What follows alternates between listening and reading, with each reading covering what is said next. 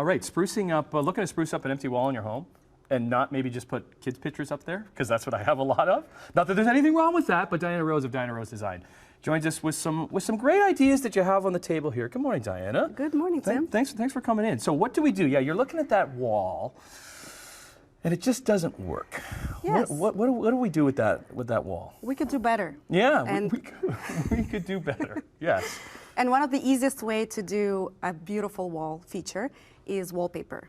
Because nowadays wallpaper comes in so many beautiful options, you can explore some bold patterns, some colors, some metallics, ombre, and the best part is that you can take literally one day to transform your entire room, and it's dust-free. So that's the best part. DIY wallpaper? I don't think so. You would actually need to get a professional, just because it gets finicky depending on the type of wallpaper you use. So I would definitely hire someone. Are we talking accent wall, or are we talking, let's say, all the walls in a said room? Depends. So if it's a large room, you could do an accent wall. So pick the best wall that has the best feature, and you can do that. But for smaller rooms, for example, a powder room, you could do the entire space. It looks quite dramatic. Yeah. Okay. So when it comes to what else do you have? What, like tile and like a little bit of? Yes. So the other way you can do your walls is you can do the classic trim. Okay. So the trim work, and I usually recommend my clients to go full height paneling, because you can play around with different molding styles. You can do some layering, and the best part is when you create this kind of a shadow box, you can inlay a different material in it as well. Could you put wallpaper in there? Exactly. So you can do wallpaper. You can do antique mirror. And for example, if you're doing a formal dining room, you can do a nice mirror inlay inside your panel. The best part about this type of paneling also is that if you're creating a secret door, let's say you have a door between your dining room and your servery, and you don't want to have just a door, then you can hide it or camouflage it with the panel. So it looks really concealed. A secret door just for your own little room that nobody else knows about. Yeah. Where's Dad? I don't know, Dad. When it comes to trends, where are you with trends? With trends, I don't really believe in trends too much. I think, you know, we all create our own home, and it has to really reflect what is best for us.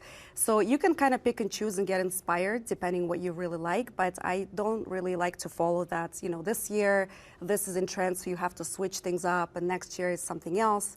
I kind of stick with very classic, elegant look that is very timeless and can last you for quite a long time, because it is a large investment. When it comes to the wallpaper, we said no to DIY because it's a little tricky. Yes. What about to the trim?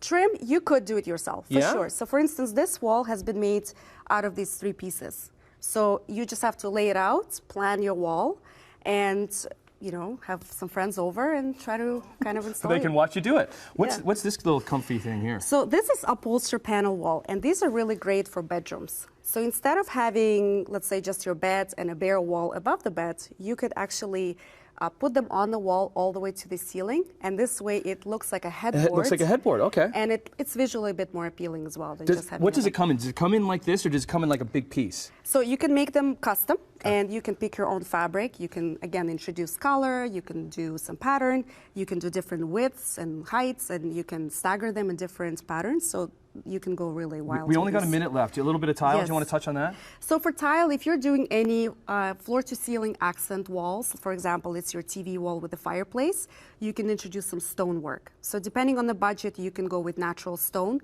And, you know, if you are kind of a little bit more conservative, you can go with porcelain slabs.